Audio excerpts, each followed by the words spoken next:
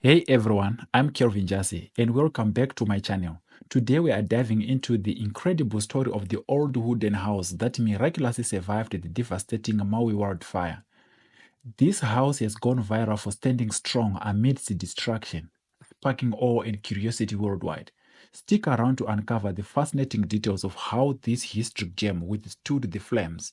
And don't forget to hit that subscribe button to stay updated with more amazing stories like this. August 2023, an event of sheer devastation. Lahaina town, once a vibrant community, was reduced almost entirely to ashes.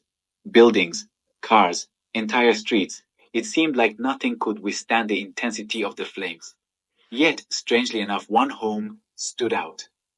Not just stood out, but stood intact. This wooden house, belonging to the Milliken family, survived while nearly everything around it was consumed. It's become a global oddity, an internet fascination, a head scratcher for anyone remotely familiar with fires of this scale. The family, Dora Atwater Milliken and Trip Milliken, were astonished. Dora said, and I quote, "It looks like it was photoshopped in." And it does, doesn't it? 100% wood. Not fireproofed, not specially designed for a fire zone, as far as anyone can tell. The family mentioned a recent renovation, but even then, they admitted there was no way they could have anticipated this outcome. So, how did this house survive? Theories are swirling, but the fact remains. It's an old wooden house that defied disaster. An impossibility, almost, or maybe just improbability, worth digging into. The Millikins mentioned routine renovation changes. Nothing extraordinary, just things like clearing flammable vegetation around the house, swapping out certain materials, and focusing on simplicity. They weren't prepping for a wildfire, and yet those ordinary steps turned out to be far from ordinary when the flames came. Take Pat Doland, a wildfire mitigation consultant, and what he said about the untouched surroundings.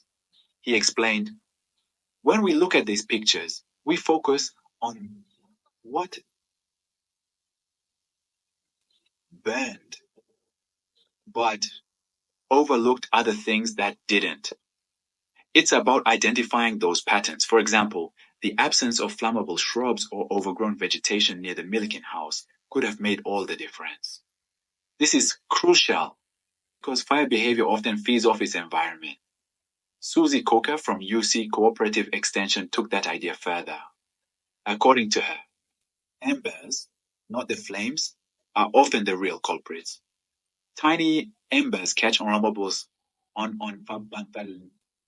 flammable bushes or shrubs near homes, and then heat breaks through windows, spreading destruction inside. She pretty much debunked that big wall of fire idea most of us imagine. It's more localized, more precise, in a devastating way. So those small, seemingly simple landscaping choices, like removing certain plants, play a much larger role than we think. And maybe that's part of why this house stood untouched while so many others couldn't. So, what do we take away from this? It's not magic, and it's definitely not divine intervention.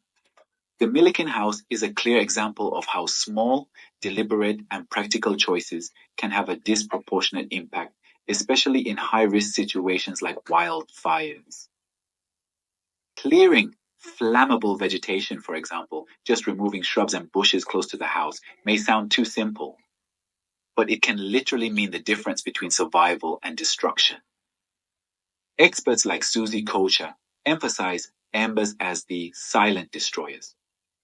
They latch onto materials near a home and turn a manageable risk into a catastrophic outcome. Addressing those risks is ordinary work, but as we've seen, it can have extraordinary results. It also shifts how we should think about these tragedies. Instead of always focusing on what's lost, maybe we need to look closer at what survives and why. Like wildfire consultant Pat Derland said, the story of resilience often lies in what it burned. And this isn't just a feel-good anecdote. It's a practical approach for towns and homeowners everywhere to prepare better for inevitable fires. In wildfire-prone areas, there's no one-size-fits-all solution, but the lessons here are universal.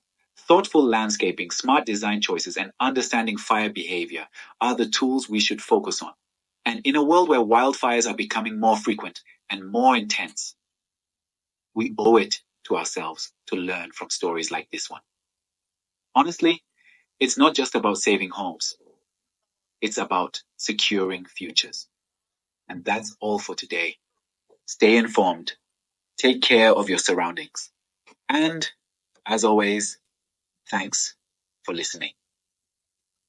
Thank you for watching. The story of this old wooden house is truly a testament to the resilience and a reminder of the unexpected miracles in life. Let me know your thoughts in the comments below. What do you think helped it survive the wildfire? Don't forget to give this video a thumbs up, share it with your friends, and most importantly, hit that subscribe button to join our journey of exploring amazing stories. Until next time, I'm Kelvin Jassy. Stay curious and stay inspired.